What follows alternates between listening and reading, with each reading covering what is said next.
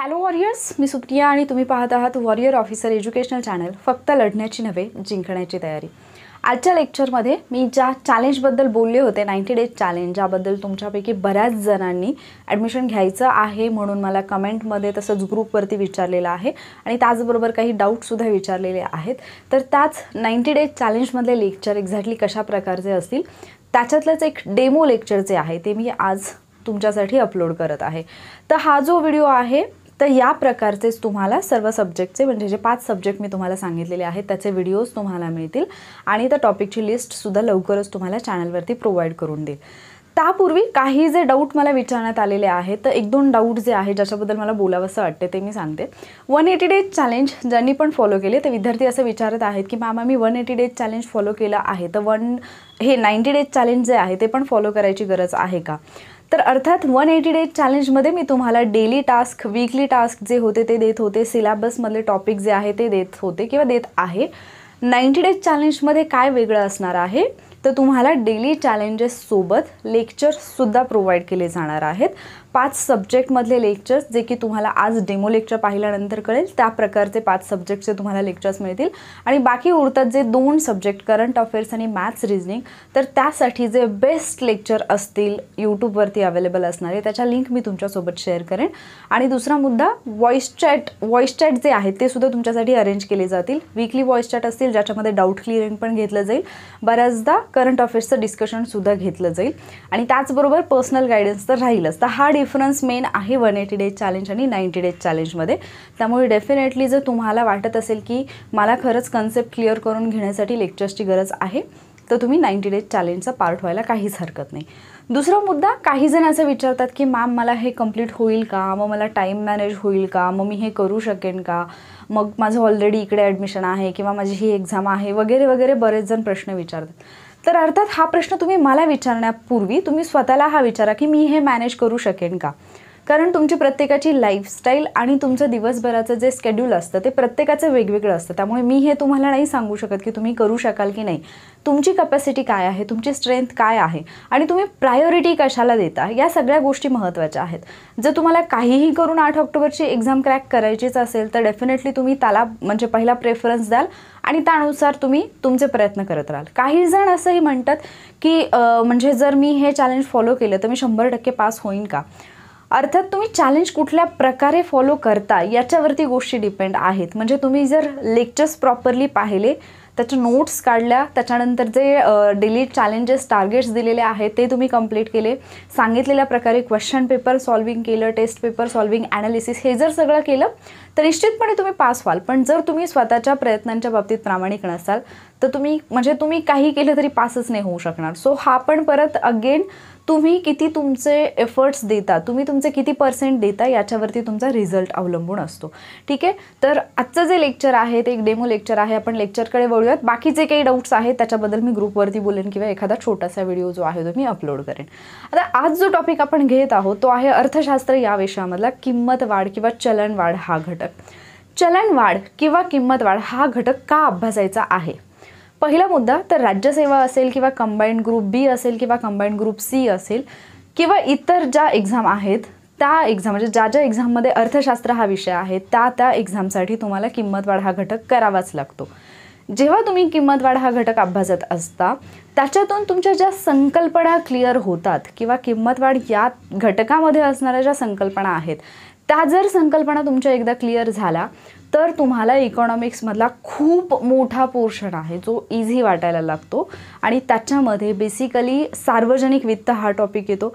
कारण ज्यावेळेला तुम्हाला किंमत वाढ समजते त्या संकल्पना समजतात की एक्झॅक्टली किंमत वाढ का होते, कशा पद्धतीने किमती कमी होतात, कशा पद्धतीने वाढतात, त्याचा इकॉनॉमीवरती काय परिणाम होतो हे जेव्हा तुम्हाला समजायला लागतं त्यावेळेला आपोआपच तुम्हाला देशाचं राजकोषीय धोरण समजायला लागतं की का म्हणून सरकारने राजकोषीय धोरणामध्ये, अर्थसंकल्पामध्ये किंवा जे पण एकूणच नियोजन आहे त्याच्यामध्ये ह्या गोष्टी का इन्व्हॉल्व केलेल्या आहेत.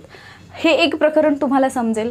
चलनवाढ समजल्यानंतर तुम्हाला RBI समजतं. RBI या प्रकरणामध्ये RBIची जी पतनियंत्रणाची साधनं आहेत ही कशा प्रकारे वर्क करतात, RBIचे जे मौद्रिक धोरण आहे, चलनविषयक धोरण आहे ते तुम्हाला समजण्यासाठी तुम्हाला किंमत वाढ या घटकातल्या संकल्पना समजणे हे अतिशय महत्त्वाचं असतं. त्याचबरोबर जेव्हा तुम्हाला किंमत वाढ समजते त्याच्यावरूनच तुम्हाला बेरोजगारी आणि दारिद्र्य याच्यावरती किमतींचा कशा प्रकारे परिणाम होतो हेही समजतं आणि म्हणून तुम्हाला दारिद्र्य आणि बेरोजगारी हे घटकसुद्धा इझी वाटायला लागतात. तसा खूप मोठा पोर्शन आहे आपल्या इकॉनॉमिक्समध्ये की जो तुम्हाला किंमत वाढ हा घटक अभ्यासल्यानंतर समजतो. फक्त इतकंच गरजेचं आहे का तर नाही. या घटकावरती जे प्रश्न विचारले जातात ते प्रश्न तितकेसे अवघड नसतात. मात्र या घटकामध्ये असणारे शब्द जे आहेत ते थोडेफार अवघड आहेत आणि ते आपल्याला कन्फ्युजनमध्ये टाकतात आणि याच्यातल्या संकल्पना आपल्याला या किचकट वाटतात म्हणून त्या आपल्याला समजत नाहीत. पण आजचं लेक्चर पाहिल्यानंतर तुम्हाला चलनवाढ, चलनघट या संकल्पना आणि याच्यामध्ये असणाऱ्या ज्या बाकी संकल्पना आहेत त्या खूप इझी वाटायला लागतील, कारण त्या तितक्याच इझी करून मी शिकवणार आहे. मग किंमत वाढ म्हणजे काय ते आपण एक्झॅक्टली समजून घेणार आहोत. किंमत वाढीमध्ये असणाऱ्या सर्व संकल्पना आपण या लेक्चरमध्ये समजून घेणार आहोत. किंमत वाढ हा शब्द तुम्हाला सगळ्यांच्या परिचयाचा आहे. मात्र ज्या वेळेला एक्झाममध्ये क्वेश्चन येतात त्यावेळेला मात्र आपले प्रश्न चुकतात. त्याचं रिझन म्हणजे याच्यामध्ये असणाऱ्या संकल्पना या आपल्या तितक्याशा क्लिअर नसतात. मग किंमत वाढली किंवा भाव वाढला म्हणजे काय, आपल्याला जनरली तुम्हाला जर मी विचारलं भाववाढ म्हणजे काय, चलनवाढ म्हणजे काय, तर तुम्ही काय म्हणाल की वस्तूंच्या किमती वाढतात आणि त्याला आपण भाववाढ म्हणतो. पण जेव्हा आपण अभ्यास करतोय, जेव्हा आपण स्पर्धा परीक्षेसाठी अभ्यास करतोय किंवा जेव्हा आपण अर्थव्यवस्थेचा अभ्यास करतोय तेव्हा किंमत वाढीची एवढी तोडकी व्याख्या आपल्याला करून चालत नाही. आपल्याला एक्झॅक्टली किंमत वाढ म्हणजे काय ही कन्सेप्ट जी आहे ती कम्प्लिटली समजून घेणं गरजेचं आहे. मग बऱ्याचदा तुम्ही या चर्चा तुमच्या घरामध्ये ऐकल्या असतील की अचानकपणे कांद्याचे भाव जे आहेत ते खूप वाढतात. म्हणजे अगदी काल परवापर्यंत 20-25 रुपये किलोला मिळणारा कांदा हा अचानक 100-150 रुपये किलोपर्यंत जातो. काही दिवसांमध्ये परत ते कांद्याचे भाव जे आहे ते नॉर्मल होतात आणि कधी कधी ते इतके कमी होतात की अगदी 2-3 रुपये किलोनी पण कांदा मिळतो.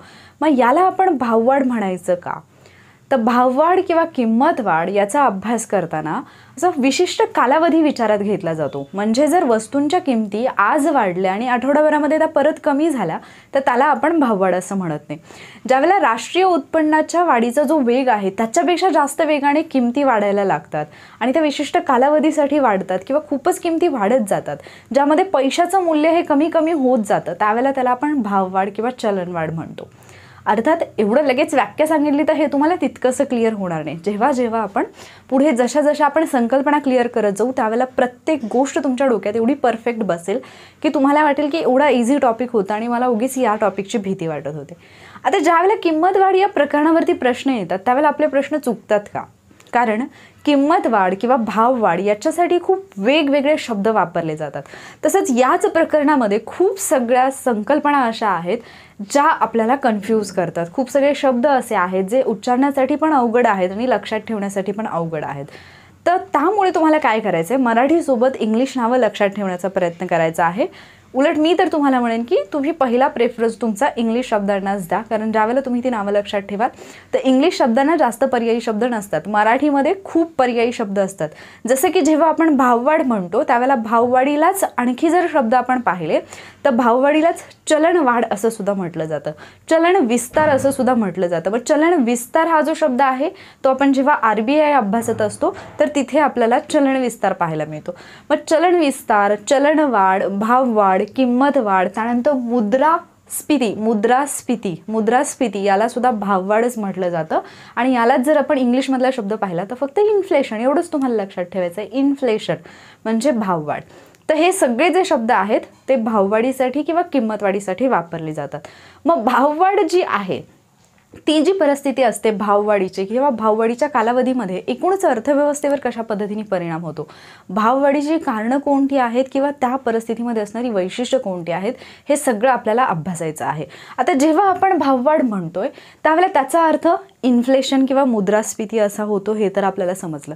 पण भाववाढीच्या कालावधीमध्ये चलनाची खरेदी शक्ती कमी होते. तर चलनाची खरेदी शक्ती कमी होते म्हणजे काय, समजा तुम्ही 10 रुपयाला 2 पेन विकत घेत आहात, दुकानामध्ये जाऊन तुम्ही 10 रुपयाला 2 पेन विकत घेत आहात, म्हणजे आता एका पेनची किंमत किती आहे, 5 रुपये आहे.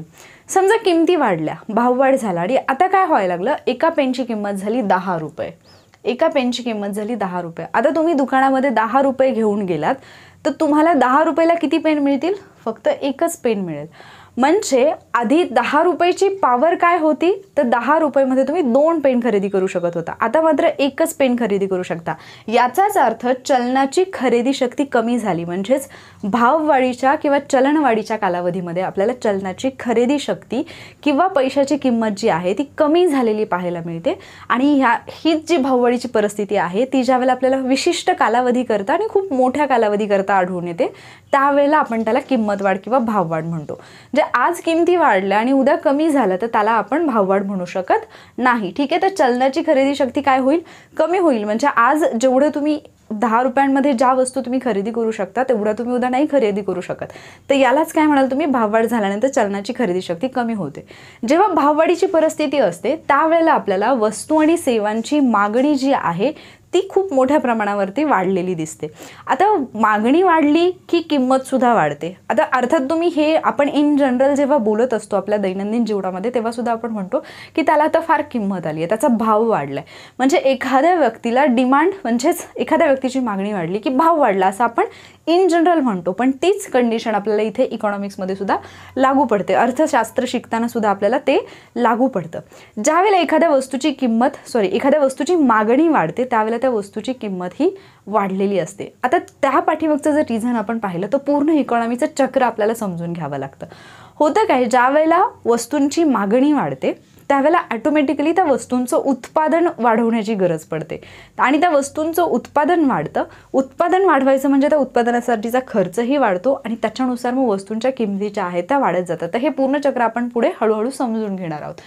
वस्तू आणि सेवांची मागणी वाढलेली असेल. आता ज्यावेळेला आपण किंमत वाढ समजतो त्यावेळेला लक्षात घ्या की फक्त वस्तूंच्या किमती नाही, वस्तूंसोबत सेवांच्या किमतीसुद्धा वाढलेल्या असतात. मग सेवा म्हणजे काय, तर ज्यावेळेला आपण अर्थशास्त्राची क्षेत्र अभ्यासलेली आहेत तर त्याच्यामध्ये आपण सेवा क्षेत्र जे आहे म्हणजे प्राथमिक क्षेत्र, द्वितीय क्षेत्र, तृतीय क्षेत्र ही जेव्हा आपण अभ्यासतो तर तिथे आपण सेवा क्षेत्रसुद्धा अभ्यासलेलं आहे. अर्थात ते लेक्चर तुम्हाला 90 डेज चॅलेंजमध्ये मिळणारच आहे. तर सेवा क्षेत्रामध्ये वाहतूक सेवा येतील, बँकिंग सेवा येतील, आरोग्य सेवा येतील. तर या सर्व सेवा ज्या आहेत त्या कशामध्ये येतील, सेवांमध्ये येतील. मग ज्यावेळेला वस्तू आणि सेवांच्या किमती वाढतात तर त्यालाच आपण किंमत वाढ असं म्हणतो. आता या कालावधीमध्ये काय होतं ना, रोजगार निर्मिती मोठ्या प्रमाणावरती होते. आता जे मी तुम्हाला म्हटलं की आपण चक्र समजून घेणार आहोत तर तुमच्या लक्षात येईल. समजा आता एखादं प्रोडक्ट आहे, समजा आपण हा पेन याचाच विचार करूयात. आता हा पेन आहे, आता या पेनची मागणी नॉर्मल आहे. मात्र असं झालं की मी आहे, आता मला हा पेन खूप चांगला वाटला की हा म्हणजे चांगलं काम करतोय. मग या पेनची मागणी वाढली. का वाढली, कारण क्वालिटी चांगली आहे, मी पण याची पब्लिसिटी केली की हा पेन फार चांगला आहे. मग आणखी काही लोक आहेत जे पेन खरेदी करण्यासाठी गेले. मग आता त्या मालकाला काय वाटलं की अरे मी तर आधी फक्त 10 पेनचं प्रोडक्शन करत होतो, 10च पेन जे आहेत त्याचं उत्पादन मी घेत होतो. आता मात्र मागणी वाढली, मग मला काय करावं लागेल, उत्पादन वाढवावं लागेल. मग ज्यावेळेला त्याला उत्पादन वाढवायचं आहे तर आधी जर त्याच्याकडे 2 माणसं काम करत असतील तर त्याला जर पटकन ते उत्पादन वाढवायचं असेल तर त्याला काय करावं लागेल, आणखी काही माणसं कामासाठी ठेवून घ्यावे लागतील. म्हणजेच त्यामुळे काय होईल, जी नवीन माणसं तिथे जॉईन होणार आहेत त्या माणसांना रोजगार मिळेल, म्हणजेच रोजगार निर्मिती होईल. येते लक्षात. या सगळ्या गोष्टी ज्या आहेत ना त्या एकमेकांशी जोडल्या गेलेल्या असतात. मग जेव्हा त्या माणसांकडे रोजगार येईल, आता समजा आधी 2च माणसं काम करत आहेत, आता इथे ना आणखी 2 माणसं आली, 4 माणसं काम करायला लागली. मग आधी या पेनच्या कंपनीचा जो मालक होता तो काय करत होता, या 2च लोकांना पगार देत होता. आता आणखी 2 लोक त्याच्याकडे आले, त्यांनी या 2 लोकांना पण पगार द्यायला सुरुवात केली. इमॅजिन करा की या 2 लोकांकडे आधी कुठलंही काम नव्हतं, म्हणजे या लोकांचं उत्पन्न काही होतं का, नाही, 0 होतं. पण आता हे 2 लोक रोजगारामध्ये आले, म्हणजे रोजगार वाढला, रोजगार निर्मिती झाली. आता या 2 लोकांकडे पैसे आले. मग ज्यावेळेला माणसाकडे पैसा येतो तर माणूस असा पैसा हातात घेऊन तर बसत नाही, अर्थात त्याची मागणी वाढते, कारण तो माणूस जाऊन काही ना काहीतरी खरेदी करत असतो. समजा आधी ही माणसं अगदी साधं जीवन जगत असतील, आता त्या लोकांना वाटेल की माझ्याकडे पैसा येतो, माझ्याकडे पगार येतो, तर मला काहीतरी खरेदी करायचे. आणि हीच माणसं परत मार्केटमध्ये जातील आणि वस्तूंची मागणी करतील आणि अशा पद्धतीने हे चक्र चालू राहतं. आणि मग पुढे मागणी वाढली की वस्तूंच्या किमती वाढत जातात. ठीक आहे, तर चलनवाढीच्या परिस्थितीमध्ये काय होतं, एक तर चलनाची खरेदी शक्ती कमी होते, त्याच्यानंतर वस्तूंची मागणी वाढलेली असते आणि त्याचबरोबर रोजगार निर्मितीची क्षमता सुद्धा वाढलेली असते. आता रोजगार निर्मितीची क्षमता वाढली म्हणजे काय, बेरोजगारी वाढली. समजा 10 लोक बेरोजगार होते, त्या 10 पैकी या दोघांना इथे काम मिळालं, म्हणजे बेरोजगारी काय झाली, कमी झाली. तर या सगळ्या गोष्टी जेव्हा तुम्ही किंमत वाढ किंवा ज्यावेळेला तुम्ही अर्थव्यवस्था अभ्यासता, इव्हन मी अर्थशास्त्राचे महत्त्वाचे टॉपिक दिले त्याच्यामध्ये मी तुम्हाला सांगितलं होतं की सगळ्या गोष्टी एकमेकात गुंतलेल्या आहेत. ज्यावेळेला हा गुंत तुम्हाला सोडवायला जमतो ना, इकॉनॉमिक्स एवढा इंटरेस्टिंग सब्जेक्ट दुसरा कुठलाही तुम्हाला वाटत नाही, तुम्हाला त्याच्यामधला इंटरेस्ट आपोआप यायला लागतो. ठीक आहे, रोजगार निर्मिती जास्त झाली, रोजगार निर्मितीची क्षमता वाढली, बेरोजगारी आपोआप कमी झाली. आता ह्याचा फायदा जो आहे, ज्यावेळेला चलन वाढ होते तर त्याचा फायदा हा ऋणकोंना होतो. ऋणको म्हणजे कोण, ज्यांनी कर्ज घेतलेलं आहे, ज्यांनी पैसे घेतलेले आहेत कर्जानी. धनको म्हणजे कोण, जे कर्ज देत असतात. फायदा ऋणकोंना होतो, तोटा धनकोंना होतो. कसा होतो, समजा एका माणसाने काय केलेलं आहे, त्याला 10 ग्रॅम सोनं जे आहे ते विकत घ्यायचं आहे आणि 10 ग्रॅम सोनं विकत घेण्यासाठी त्याने एका माणसाकडून 50,000 रुपये उसने घेतलेत. हा एक माणूस आहे, याने काय केलं, दुसऱ्या माणसाकडून 50,000 रुपये कर्जाने म्हणजे व्याजाने घेतलेले आहेत, कर्ज घेतलेलं आहे. कशासाठी, 10 ग्रॅम सोनं खरेदी करण्यासाठी. आता काय झालं, ज्या वेळेला हा माणूस ते 50,000 परत देणार आहे, म्हणजे त्यांनी जेव्हा ते पैसे जेव्हा त्यांनी उचलले त्यावेळेला 10 ग्रॅम सोनं त्याला 50,000मध्ये मिळत होतं.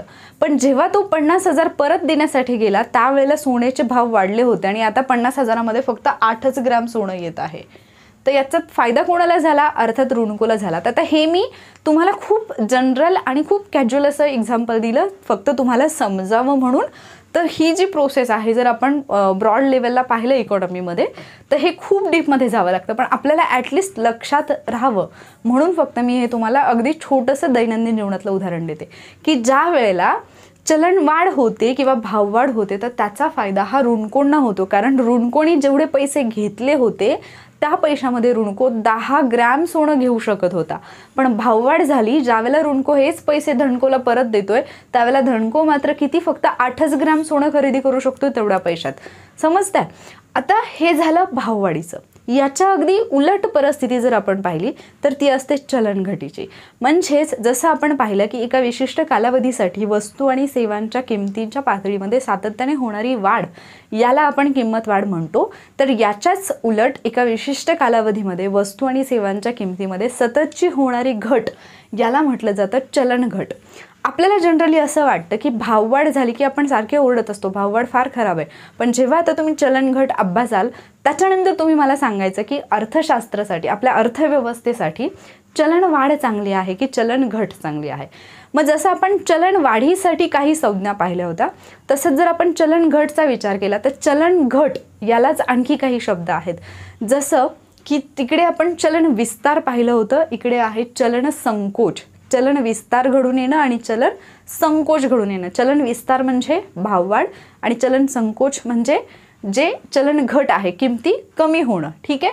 त्याचबरोबर जर आपण याचा इंग्लिशमधला शब्द पाहिला तर डिफ्लेशन आणि स्टॅग्नेशन दोन शब्द आहेत. डिफ्लेशन आणि स्टॅग्नेशन हे दोन्ही शब्द जे आहेत तुम्हाला लक्षात ठेवायचे आहेत.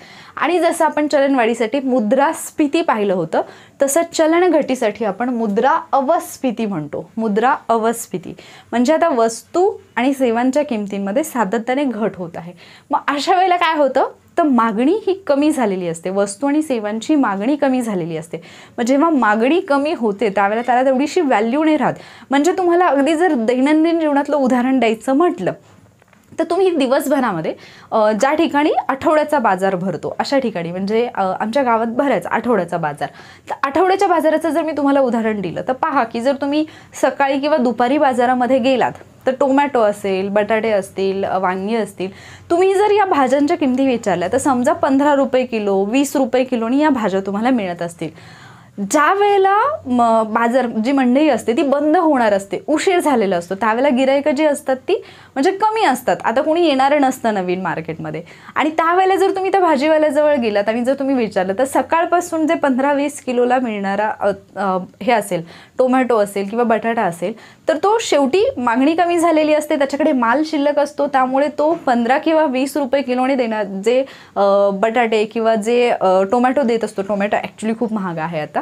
तर हे जे आहे ना तर तो अगदी 10 रुपयांनी 5 रुपये किलोनी देत असतो. का? कारण त्याला माहिती असतं की आता याला मागणीच नाही आहे, आता बाजार संपला म्हणजे याच्यानंतर कोणी गिराईक येणार नाही आहे. म्हणजे जेव्हा मागणी कमी झालेली असते त्यावेळेला किमतीसुद्धा कमी झालेल्या असतात. तर हे व्यवस्थित लक्षात घ्या. अगदी तुम्हाला उठल्यापासून झोपेपर्यंतच्या गोष्टी घडतात ना, तर आजूबाजूच्या गोष्टींशी तुम्ही हे सगळं लिंक करू शकता. आता ज्या वेळेला मागणी कमी झालेली असते, अर्थात चलनघटीच्या परिस्थितीमध्ये रोजगार निर्मितीची क्षमता पण कमी झालेली असते. आपण जे मगाशी पेनचं उदाहरण घेतलं तेच घेऊयात. समजा आता या पेनच्या कंपनीच्या मालकाने 10 पेनचं प्रोडक्शन घेतलेलं होतं. त्यांनी 10 पेन विकायचं ठरवलं. त्याला काय अपेक्षित होतं की जर समजा आणखी काही लोकांनी पेनची मागणी केली तर मी उत्पादन घेईन. पण त्यांनी जे काही 10 पेनचं उत्पादन केलं होतं त्याच्यासाठी जी 2 माणसं त्यांनी कामावरती ठेवलेली, आता काय झालं ना की त्याच्याकडे पेनची मागणीच येत नाहीये, त्याला फक्त एकच पेनची मागणी. मग तो विनाकारण या 2 लोकांना पगार का देत बसेल? किंवा मागणी वाढल्यानंतर त्यांनी 2 लोक एक्स्ट्राचे घेतले होते आपण पाहिलं. आता मागणी कमी झाली, पेनचं प्रोडक्शन घेऊन काहीच फायदा नाही, कारण पेन तसेच पडून राहणार आहेत. मग तो माणूस काय करेल? यांना मी एक्स्ट्राचा पगार का देऊ? तो यांना कामावरून कमी करेल. याचाच अर्थ रोजगार निर्मितीची क्षमता कमी होते आणि बेरोजगारी वाढते. मग मला सांगा, चलन घट किंवा किमती कमी होणं हे चांगलं आहे का? अर्थात नाही. खूप मोठ्या प्रमाणावरती जर किमती कमी झाल्या तर ते आपल्या अर्थव्यवस्थेसाठी खूप हानिकारक असतं. त्याला आपण मंदीची परिस्थिती असं म्हणतो. आणि तुम्ही जागतिक मंदी वगैरे शब्द ऐकले असतील, ठीक आहे. तर खूप मोठ्या प्रमाणावरती भाववाढसुद्धा चांगली नसते आणि खूप मोठ्या प्रमाणावरती चलन घटसुद्धा चांगली नसते, ठीक आहे. मग चलनघटीच्या परिस्थितीमध्ये मागणी कमी झालेली असते, रोजगार निर्मितीची क्षमता कमी झालेली असते आणि त्यामुळेच बेरोजगारी जी आहे ती वाढलेली असते. मग या कालावधीमध्ये काय होईल? जे चलन वाढीच्या परिस्थितीत झालं त्याच्या उलट, म्हणजे इथे फायदा धनकोंडा होईल आणि तोटा ऋणकोंडा होईल. लक्षात आलं? तर आता याचं आणखी एक उदाहरण जर सांगायचं झालं तर पंढरपूरची वारी जवळ आलेली आहे. वारीच्या कालावधीमध्ये घेतलेला मी एक अनुभव तुम्हाला सांगते. जनरली रिक्षा जी आहे ती पंढरपूरपासून जवळपासची जी गावं आहेत आसपासची, म्हणजे तुम्ही वाखरी हे गाव ऐकलं असेल तर तिथे जी वारी थांबते, म्हणजे तिथे हे असतं रिंगण वगैरे असतं. तर तिथून जनरली पंढरपूरला जी माणसं ये जा करतात तर त्यांच्यासाठी समजा तिकीट 10 रुपये आहे रिक्षासाठी, रिक्षावाले 10 रुपये घेत असतील पर हेड. तर मला असं वाटायचं की वारीच्या दिवसामध्ये खूप लोक येतात. मग जर खूप लोक येत असतील तर हा जो प्रवास आहे त्याच्यासाठी 10 रुपयाच्या ऐवजी जर रिक्षावाल्याने 8 रुपये जरी आकारले तरी सुद्धा त्याला खूप मोठ्या प्रमाणावर पैसे मिळतील. पण असं नाही होत. ज्या वेळेला खूप जास्त मोठ्या प्रमाणावर माणसं येतात आणि ते रिक्षाने प्रवास करणार असतात, गर्दी असते, तर त्यावेळेला रिक्षावाले 10 रुपयांच्या ऐवजी त्यांच्याकडून 15 किंवा 20 रुपये घेतात. याचाच अर्थ ज्यावेळेला मागणी वाढते त्यावेळेला किमती या वाढलेल्या असतात आणि ह्या सगळ्या गोष्टी तुम्हाला तुमच्या आजूबाजूला पाहायला मिळतात. या संकल्पना लक्षात आल्या?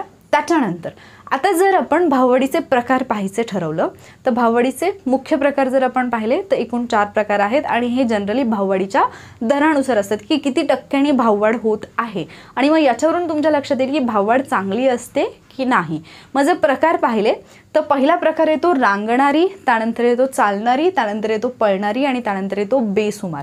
आता हे जे चलनवाढीचे प्रकार आहेत ते आपल्याला लक्षात पण ठेवायचे आहेत. तर कसे लक्षात ठेवायचे ते पण मी तुम्हाला सांगेन. जनरली जोड्या लावायला विचारलं जातं आणि मल्टीलायनरमध्ये कधी कधी याची वैशिष्ट्ये विचारली जाऊ शकतात.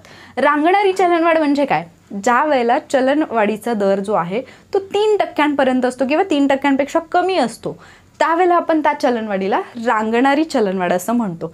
आणि याच्यामध्ये वस्तूंच्या किमती, वस्तू आणि सेवांच्या किमती फार मोठ्या प्रमाणावर वाढत नाहीत आणि त्यामुळे ही जी चलनवाढ आहे ती आपल्या अर्थव्यवस्थेसाठी बिलकुल धोकादायक नसते. म्हणजे हे नॉर्मल असतं, तेवढ्या किमती वाढणं हे नॉर्मल समजलं जातं. याला म्हटलं जातं रांगणारी. मग आता हे जे शब्द आहेत रांगणारी, चालणारी, पळणारी, याच्यावरून तुमच्या स्पीड लक्षात येईल, ठीक आहे. दुसरा प्रकार येतो चालणारी. चालणारी म्हणजे अर्थातच रांगणारीपेक्षा थोडा जास्त जो भाववाढीचा दर असेल तो आपल्याला पाहायला मिळेल. तो किती असतो? 3 ते 10% दरम्यान. जनरली 3 ते 7% एवढा जर भाववाढीचा दर असेल तर ती भाववाढ आपल्या अर्थव्यवस्थेसाठी अतिशय चांगली मानली जाते किंवा अर्थव्यवस्थेच्या विकासासाठी ही भाववाढ जी आहे चालणारी ती आवश्यक असते आणि ती अनुकूल असते, चांगली मानली जाते. जर समजा तिचा जो वाढीचा दर आहे तो जर 10% जात असेल तर सरकारने तिला आटोक्यात आणणं अपेक्षित असतं, अन्यथा तो आणखी जास्त वाढण्याची शक्यता असते. पण जनरली 3 ते 7% दरम्यान असेल तर ही अर्थव्यवस्थेसाठी आवश्यक असणारी चलनवाढ आहे हे लक्षात ठेवा. कारण आयोगाने डिरेक्टली असा प्रश्न विचारलेला आहे, अर्थव्यवस्थेसाठी आवश्यक असणारी चलनवाढ कोणती? तर ती असेल चालणारी चलनवाढ, ठीक आहे. त्यानंतर पळणारी चलनवाढ म्हणजे काय? तर ज्यावेळेला 10%पेक्षा जास्त चलनवाढीचा दर असेल 10 ते 20% दरम्यान तर त्याला आपण पळणारी म्हणू. म्हणजे इथे मोठ्या प्रमाणावरती किमती वाढायला सुरुवात होते आणि याचा सर्वात जास्त फटका जो आहे तो गरीब आणि मध्यमवर्गीय कुटुंबांना बसतो. जे गरीब आणि मध्यमवर्गीय म्हणजे पगारी वर्ग वगैरे जो असतो तर त्यांना याचा फटका फार मोठ्या प्रमाणावर बसतो. त्यामुळे ही जी चलनवाढ आहे, पळणारी चलनवाढ, तिला आटोक्यात आणण्यासाठी सरकारला वेगवेगळ्या राजकोषीय धोरणांचा वापर करावा लागतो. जेव्हा आपण सार्वजनिक वित्त हे प्रकरण अभ्यासणार आहोत त्यावेळेला आपण राजकोषीय धोरण काय असतं हे अभ्यासणार आहोत. पण त्याचबरोबर राजकोषीय धोरण जे आहे ते इथे तुम्हाला वेगवेगळ्या ठिकाणी पूर्ण हे शब्द ऐकायला मिळणारच आहे, तर तिथे पण थोडीफार तुम्हाला आयडिया येऊन जाईल. राजकोषीय धोरण म्हणजे थोडक्यात आपण अर्थसंकल्प असं म्हणू शकतो. थोडक्यात इन शॉर्ट एक्झॅक्टली तेच नाही. ठीक आहे. तर याचा फटका गरीब आणि मध्यमवर्गीयांना बसतो आणि ही आटोक्यात आणण्यासाठी राजकोषीय म्हणजे भक्कम अशा राजकोषीय धोरणांची गरज असते. तर प्रश्न विचारताना अर्थव्यवस्थेसाठी आवश्यक कोणती आहे असा प्रश्न बनू शकतो. कोणती चलनवाढ अशी आहे ज्याचा फटका सर्वाधिक गरीब आणि मध्यमवर्गीयांना बसतो असा प्रश्न येऊ शकतो. कुठली चलनवाढ आहे जी की धोकादायक नाही आहे आपल्या अर्थव्यवस्थेसाठी, जिचा की फारसा काही परिणाम होत नाही, ती कोणती आहे असे प्रश्न साधे साधे वाटतात पण बनू शकतात. आणि त्यानंतर येते बेसुमार. आता नावातच आहे बेसुमार म्हणजे ती अफाट अशी प्रचंड मोठ्या प्रमाणात प्रचंड वेगाने किमती वाढतात. 20 ते 100% दरम्यान या चलनवाढीचा जो आहे तो दर असतो आणि ही चलनवाढ आटोक्यात आणणं प्रचंड अवघड असतं. म्हणजे इझिली आपण ही चलनवाढ जी आहे ती आटोक्यात आणू शकत नाही आणि अर्थातच याचा फार मोठा तोटा जो आहे तो अर्थव्यवस्थेला सहन करावा लागतो. मग जर लक्षात ठेवायचं म्हटलं तर 3% कमी आहे, त्यानंतर 3 ते 10% आहे, 10 ते 20% आहे आणि 20 ते 100% आहे. आता याचे जर आपण नावं पाहिली तर रांगणारी, लहान मुलाचा जर तुम्ही विचार केला तर ते पहिल्यांदा रांगायला लागतं, त्यानंतर चालायला लागतं, त्यानंतर पळायला लागतं आणि त्यानंतर मग बेसुमार. ठीक आहे. तर हे असे प्रकार तुम्ही लक्षात ठेवू शकता. आता यानंतर आपण तर मगाच्यापासून पाहतोय की किमती वाढतात, किमती कमी होतात, किमती वाढल्या की काय होतं, किमती वाढलं म्हणजे हे सगळं जे आहे ते होतं कशामुळे, किमती वाढल्यामुळे.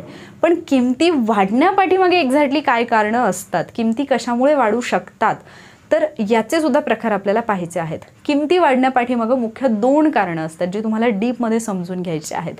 एक असतं मागणीजन्य आणि दुसरं असतं पुरवठाजन्य.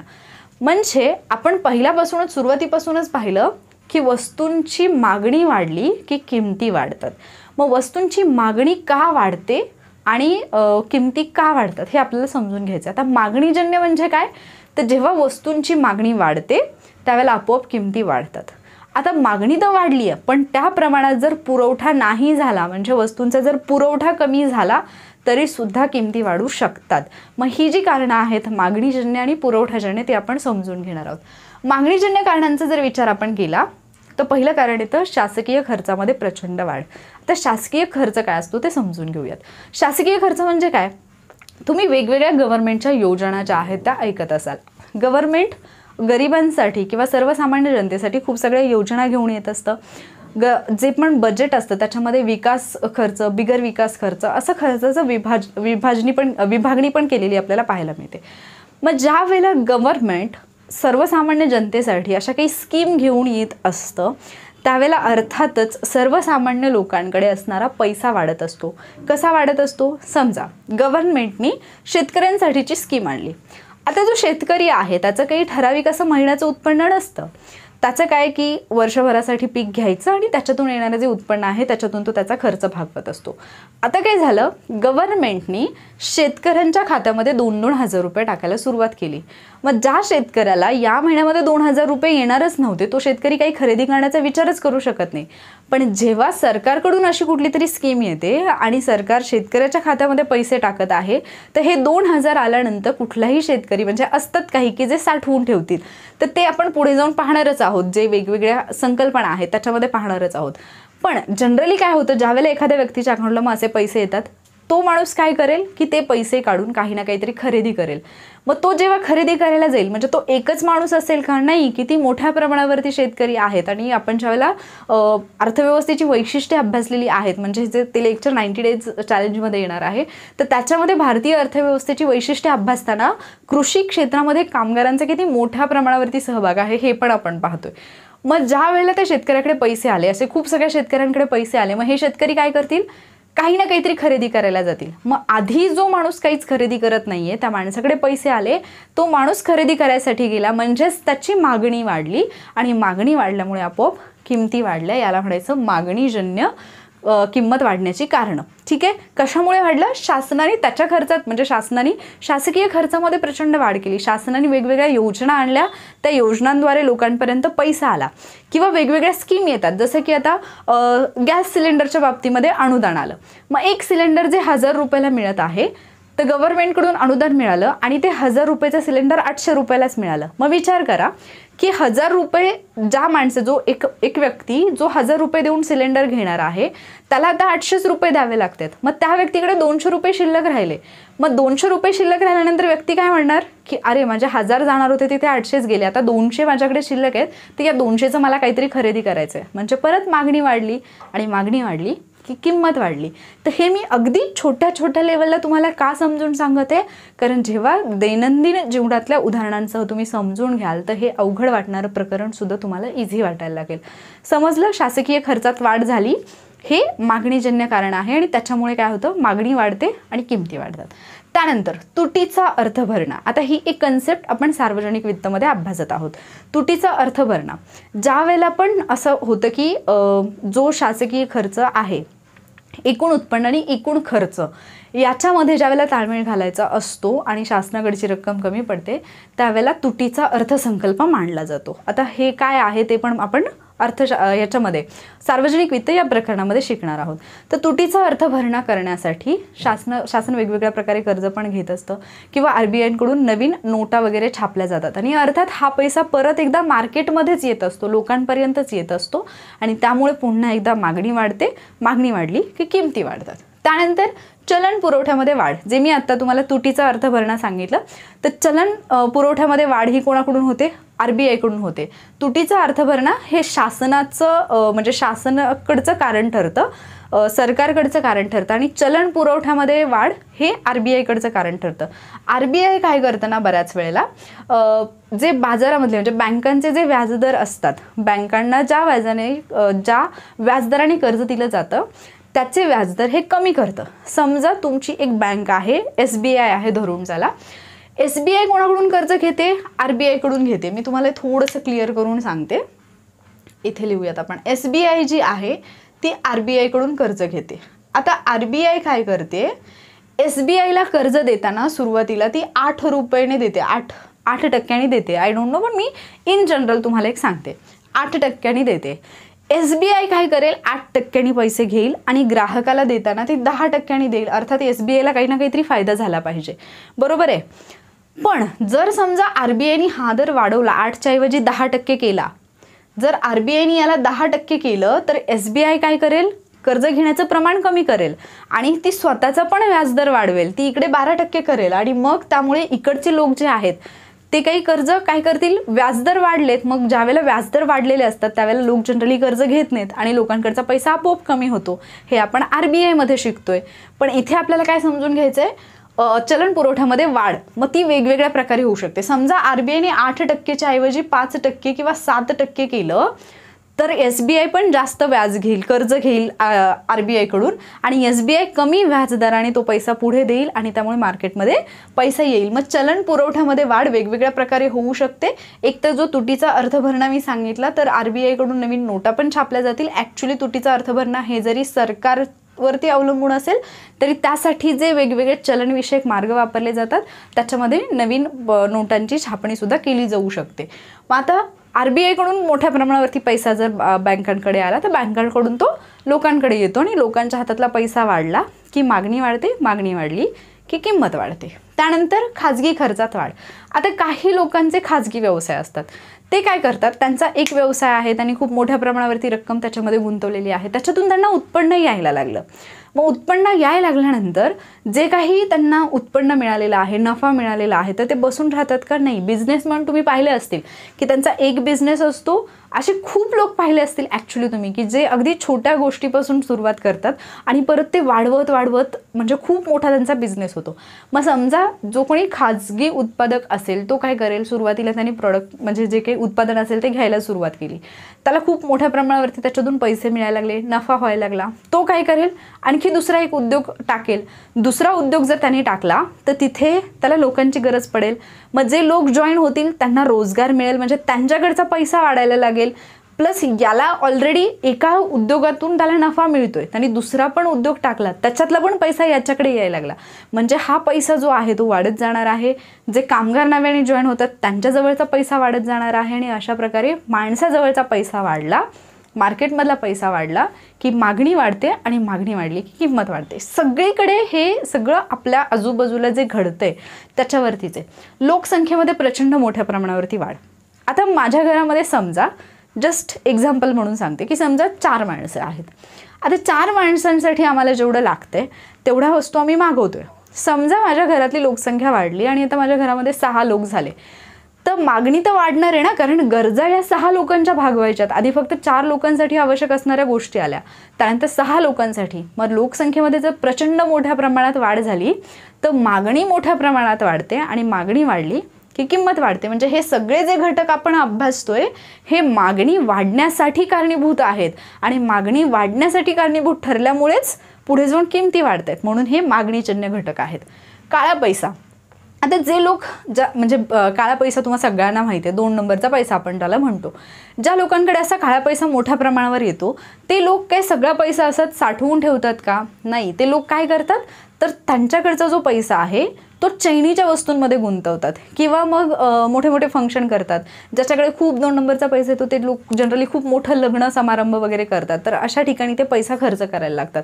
आणि मग ज्यावेळेला ते अशा ठिकाणी, म्हणजे आता एखादा मोठा माणूस आहे, तो काहीतरी 2 नंबरनी पैसा कमवतोय, तर तो कुठेतरी सोन्यामध्ये पैसा गुंतवेल किंवा मग त्याच्या घरामध्ये जर तुम्ही गेला तर मोठ्या मोठ्या वस्तू तुम्हाला पाहायला मिळतील, कारण एवढा सगळा पैसा तो बँकेमध्ये नाही ठेवणार, कारण बँकेमध्ये ठेवला तर त्याला टॅक्स भरावा लागेल. मग या व्यक्ती काय करतात, चैनीच्या वस्तूंवरती हे पैसे गुंतवतात, म्हणजेच या लोकांकडून अशा गोष्टींची, अशा वस्तूंची मागणी वाढते. मागणी वाढली, किंमत वाढली. करांमध्ये घट. आता समजा टॅक्सचे जे काही रेट आहेत, तर समजा सरकारने काय केलं, अगोदर 5% आहे समजा, तर 5% वरून 4%च केला, तर एखाद्या व्यक्तीजवळ जो काही पैसा आहे त्याच्यातून 5% रक्कम आधी टॅक्समध्ये जात होती, ती आता 4%च जायला लागली.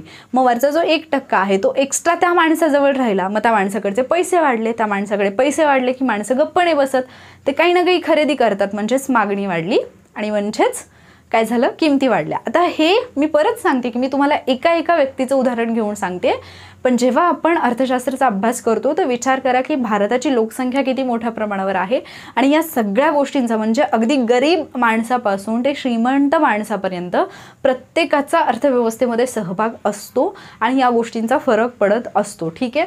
त्यानंतर पुढे अंतर्गत कर्जाची परतफेड. आता गव्हर्नमेंटनी बऱ्याचदा म्हणजे खाजगी लोकांकडून किंवा काही ट्रस्टकडून पैसे घेतलेले असतात, कर्जाने, व्याजाने घेतलेले असतात, आणि ज्यावेळेला सरकार हे पैसे त्यांना परत करतं त्यावेळेला ॲटोमॅटिकली परत त्या लोकांकडचा पैसा, म्हणजे मार्केटमध्ये पैसा येतो, मागणी वाढते, किंमत वाढते. स्वस्त पैशाचे धोरण. आता हे स्वस्त पैशाचं धोरण कुणाचं असतं, RBIचंच असतं. हे जे मी काही आता तुम्हाला सांगितलं होतं इथे समजून, RBIने व्याजदर जर कमी केला तर SBI पण कमी करेल, SBIने व्याजदर कमी केला तर लोकांना काय वाटेल की व्याजदर कमी झालाय, चला आपण जास्त कर्ज घेऊयात, कारण जिथे मला 8 रुपये टक्क्याने पैसे मिळत होते तिथे मला 5 रुपये टक्क्याने जर मिळत असतील तर अर्थातच मी काय करेन, जास्त कर्ज घेईन. जास्त कर्ज, जे काही कर्जाचे पैसे येतील ते काही मी पुजून नाही ठेवणार, ते मी कशात तरी गुंतवेन. गुंतवणार म्हणजे मी काहीतरी मागणी करणार, मग ते मी जागेमध्ये गुंतवेन किंवा एखादं काहीतरी खरेदी करेन वस्तूची, कशात तरी मी ते गुंतवेन. मग ते जे काही मी पैसे गुंतवणार आहे तर त्याच्यासाठी मी कशाची तरी मागणीच करेन ना. मग मागणी केली तर मागणी वाढली, मागणी वाढली की किंमत वाढली. आलं लक्षात. हे सगळे होते मागणीजन्य घटक. आता याच्याच उलट असतं पुरवठाजन्य. पुरवठाजन्य कारणं कोणती असतील तर इथे मागणी वाढतीये म्हणून हे होते, किमती वाढत आहेत. इकडे काय आहे की वस्तूंचा तुटवडा निर्माण झालाय, पुरवठाच होत नाहीये जेवढ्या प्रमाणात पाहिजे. मग जर एखाद्या वस्तूचा पुरवठाच होत नसेल तर अर्थात त्याची किंमत वाढणार आहे. जसं की तुम्ही बातम्यांना खूप वेळा ऐकलं असेल की वेगवेगळे आपले अन्नधान्य असतील किंवा जसं कांदा आहे, बऱ्याचशा गोष्टी आहेत ज्यांचा तुटवडा देशामध्ये निर्माण होतो आणि म्हणून किमती वाढतात, कारण ते पीक जे आहे ते धान्य किंवा ती भाजी जी आहे ती उपलब्धच नसते तेवढ्या प्रमाणात, त्याचा पुरवठाच कमी होतो. मग पुरवठा कमी झाल्यामुळे त्याची किंमत वाढलेली असते. मग पुरवठा कमी होण्याची कारणं कोणती कोणती असतील ना, तीच कारणं असतील पुरवठाजन्य. मग पुरवठा कमी का होतो? एक तर कृषी उत्पादनामध्ये होणार आहे चढ उतार. कृषी उत्पादनामध्ये चढ उतार का होतात? वेगवेगळी कारणं आहेत. खूप सगळी नैसर्गिक संकटं त्याच्यावरती येत असतात, जसं की अचानकच दुष्काळ पडला, अचानकच खूप मोठा पाऊस झाला, अचानकच म्हणजे आता द्राक्षाचं पीक आहे, अचानक हवामान बिघडलं, झालं द्राक्षे सगळी खराब होऊन गेली. तर कृषी उत्पादनामध्ये नेहमीच चढ उतार होत असतात आणि त्याचाच परिणाम हा किमतींवरती होत असतो. कारण कृषीमधून जे पण उत्पादन येत असतं त्याचा पुरवठा तेवढ्या प्रमाणामध्ये होत नाही आणि मग हे जे कृषीच्या उत्पादनामध्ये होणारे चढ उतार आहेत त्याच्यामुळे पुरवठा कमी होतो आणि जेवढी मागणी आहे तेवढा पुरवठा नाही झाला की किमती वाढतात. त्यानंतर अपुरी औद्योगिक वाढ. बऱ्याच ठिकाणी काय असतं ना, की आता समजा मी तुम्हाला सांगितलं की एक खेडेगाव आहे आणि तिथे तुम्ही असा असा उद्योग सुरू करा की जिथे तुम्हाला मग खूप तिथे मार्केट येईल आणि तुम्हाला त्याचा फायदा होईल. पण तुम्हाला त्या ठिकाणी जर तो उद्योग सुरू करायचा असेल तर तिथे तसे तुम्हाला सगळी सुविधा मिळाली पाहिजे ना. म्हणजे तिथे रस्ताच नाही आहे. समजा तुम्ही एखादा असा उद्योग सुरू करण्याचा विचार करत आहात की ज्याच्यासाठी तुम्हाला बाहेरून कच्चा माल आणावा लागणार आहे आणि बाहेरून कच्चा माल आणण्यासाठी जर तिथे व्यवस्थित रस्ते नसतील, तिथे पाण्याची सोय नसेल किंवा तिथे जे इतर टेक्नॉलॉजी तुम्हाला लागणार आहे तीच जर तिथे अवेलेबल नसेल तर त्या ठिकाणी तुमचा बिझनेस चालू शकणार आहे का? नाही. आणि भारतामध्ये असे खूप एरियाज आहेत जिथे औद्योगिक वाढ पुरेशी झालेली नाही आहे आणि त्यामुळे त्या ठिकाणी पुरवठा कमी होतो. म्हणजे काही वस्तूंच्या बाबतीमध्ये तुम्ही हे चांगलं अनुभवलं असेल की एका ठराविक स्टेटमध्ये जर तुम्ही गेला तर त्या गोष्टी फार स्वस्त मिळतात, पण दुसऱ्या स्टेटमध्ये गेला तर तीच गोष्ट फार महाग मिळते. हे कशामुळे होतं? पुरवठा कमी झाल्यामुळे. मग पुरवठा कमी झाला तर त्या मागणी एवढे वस्तू किंवा ती उत्पादने जी आहेत ती बाजारामध्ये अवेलेबल नसतात आणि त्यामुळे किमती वाढतात. त्याच्यानंतर उत्पादन घटकाची दुर्मिळता. आता उत्पादन घटकाची दुर्मिळता म्हणजे काय? उत्पादनाचे जे वेगवेगळे घटक आहेत, मग भूमी असेल, श्रम असेल, भांडवल असेल, तर ह्या सगळ्या गोष्टी न मिळाल्यामुळे सुद्धा पुरवठा कमी होतो. म्हणजे तुम्हाला व्यवसाय सुरू करायचा, तुम्ही सगळी तयारी केली पण त्याच्यासाठी जागाच नाही मिळत आहे, तर तुम्ही तो व्यवसाय सुरूच कसा कराल? आणि मग ज्या ठिकाणी ते तुम्हाला प्रोडक्ट पोहोचवायचं आहे किंवा ज्या ठिकाणी तुम्हाला त्याची निर्मिती करायची आहे त्याच्यासाठी तुमच्याकडे जागा नाही आहे, तर अर्थात तिथे पुरवठा हा कमी प्रमाणात होतो. तुम्ही बऱ्याचदा हेही पाहिलं असेल, म्हणजे जनरली जिथे ऊसाचं उत्पादन असतं तर ऊस जिथून पण जिथे ऊस जास्त प्रमाणात घेतला जातो त्याच एरियामध्ये साखर कारखाने जास्त असतात. कारण ते जे अंतर आहे ते जर एका ठिकाणावरून माल जर दुसऱ्या ठिकाणी वाहून न्यायचं म्हटलं तर त्या मालाची म्हणजे त्याच्यातून जे साखरेचं प्रमाण असतं तर ते कमी होत जातं ना, हळूहळू त्या ऊसाचं वेट कमी कमी होत जातं आणि म्हणून मग अशा ठिकाणीच हे व्यवसाय जे असतात, उद्योग जे असतात ते एकवटलेले असतात. मग दुसऱ्या ठिकाणी जर हे सुरू करायचं म्हटलं तर अर्थात उत्पादनाचे घटक तिथे मिळत नाही, त्याची दुर्मिळता तिथे असते, त्याची कमतरता तिथे असते आणि म्हणून त्या ठिकाणी पुरवठा जो आहे तो कमी होत असतो. म्हणजे कारखान्याची जी साखर असते, जे म्हणजे ज्यांचा ऊस आहे तर त्यांना कारखान्याची साखर ही स्वस्त दराने मिळते, बाकी लोकांना मात्र ती महाग मिळते, म्हणजे किमतीमध्ये फरक असतो. तर याला आपण काय म्हणू शकतो? उत्पादन घटकाची दुर्मिळता असल्यामुळे पुरवठा कमी होतो. पुरवठा कमी झाला की किमती वाढतात. औद्योगिक कलह. आता बऱ्याच वेळेला काय होतं की कामगार संपावरच गेले, कामगारांनी आंदोलन केलं, मग बऱ्याच वेळेला हे जे काही त्यांच्यातली भांडणं असतात त्याच्यामुळे उत्पादन हे थांबलं जातं. म्हणजे मोठ्या मोठ्या गोष्टीत पण, अगदी छोट्या छोट्या बाबतीत तर होतच, पण मोठ्या मोठ्या गोष्टींच्या बाबतीत सुद्धा. म्हणजे आता एखाद्या ठिकाणी एखादी मोठी कंपनी आहे, समजा एखादी कार बनवणारी कंपनी आहे आणि तिथे जे पण ते कारचे पार्ट बनवणारे जे पण कामगार आहेत त्यांनी अचानक संप केला. मग काय होईल? ते प्रोडक्शन थांबेल. मग प्रोडक्शन थांबलं की मार्केटमध्ये ती वस्तू लवकर येणारच नाही, ती कार येणारच नाही लवकर रोडवरती आणि त्याच्यामुळे मग काय होणार? तिचा पुरवठा कमी होणार. पुरवठा कमी झाला की वेटिंगला असणारे लोक जास्त राहणार आणि आपोआप मग त्या कारची किंमत वाढणार. त्यानंतर नैसर्गिक संकटे. आता याच्याबद्दल तर काही बोलायलाच नको, खूप चांगला अनुभव घेतला तुम्ही कोरोनाच्या कालावधीमध्ये. खूप मोठ्या प्रमाणावरती किमती बऱ्याच गोष्टींच्या वाढलेल्या होत्या. ती एक आपत्तीच होती आणि अर्थात अजूनही आहे काही प्रमाणामध्ये. किंवा काही वेळेला पूर येतो, काही वेळेला भूकंप येतो, या सगळ्या नैसर्गिक संकटाच्या वेळेला पुरवठा हा कमी होतो आणि अशा ठिकाणी वस्तू फार महाग मिळतात. ठीक आहे. त्यानंतर साठेबाजी आणि सट्टेबाजी. आता साठेबाजी दोन प्रकारची असते. व्यापारी लोक काय करतात ना, ज्यावेळेला माल स्वस्त आहे किंवा ज्यावेळेला त्यांना माहिती आहे की थोड्या दिवसात किमती वाढणार आहेत, म्हणजे मध्ये मध्ये तुम्ही ऐकत असाल ही न्यूज की काही महिन्यांपूर्वी ज्यावेळेला असं म्हणायचं की खाद्यतेलाच्या किमती या वाढणार आहेत मोठ्या प्रमाणावरती, तर लोक, जे व्यापारी लोक होते ते काय करत होते, खाद्यतेल अगोदरच कमी किमतीतलं घेऊन ठेवत होते. का? कारण ज्यावेळेला किमती वाढतील त्यावेळेला आम्हाला हा जो साठा आहे तो बाहेर काढायचा आहे. म्हणजे जर मला जर मला हा तेलाचा डबा जो आहे तो जर मला समजा एक 2000 रुपयांनी मिळाला असेल तर तो मला 2200 रुपयांनी विकता येईल, या विचाराने ते साठा करून ठेवत होते. त्याचबरोबर ग्राहक सुद्धा काय करतात, किमती जर पुढे जाऊन वाढणार असतील तर ग्राहकांना त्याची गुणगुण लागली की जोपर्यंत किमती कमी आहेत तोपर्यंतच ग्राहक त्या वस्तू खरेदी करून ठेवतात.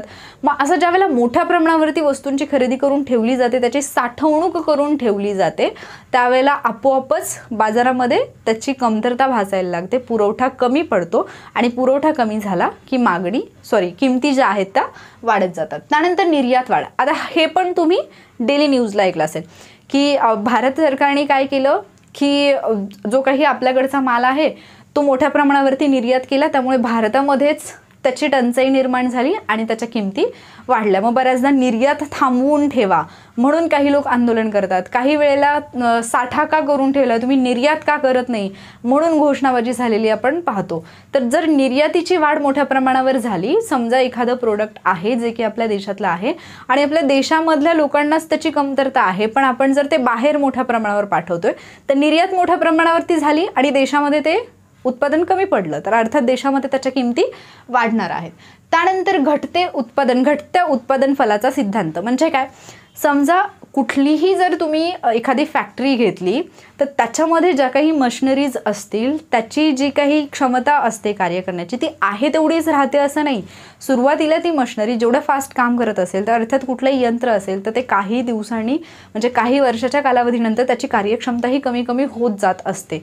आणि मग अशा वेळेला अर्थातच जर समजा आपण कपड्याच्या फॅक्टरीचं उदाहरण घेतलं, समजा एक मशीन आहे ज्याच्यातून जे काही कापड तयार होऊन बाहेर पडतंय तर त्याची क्षमता असेल समजा दिवसामध्ये ते काहीतरी 2-2,500 पीस जे आहेत ते बाहेर फेकत असेल, पण नंतर त्याचं क्षमता जी आहे ती कमी झाली आणि 2,500 ऐवजी आता ते 2200 पीसेस जर बाहेर फेकायला लागलं ते मशीन, तेवढंच जर उत्पादन व्हायला लागलं तर अर्थात त्याची जी काही झीज होत आहे त्याच्यामुळे त्याचा पुरवठा कमी व्हायला लागला कापडाचा आणि मग त्याच्यामुळे त्याच्या किमती वाढणार आहेत. तर हे मी जस्ट अन एक्झाम्पल म्हणून सांगितलं, हे प्रत्येक क्षेत्रामध्ये कुठल्याही प्रोडक्टच्या बाबतीमध्ये होऊ शकतं.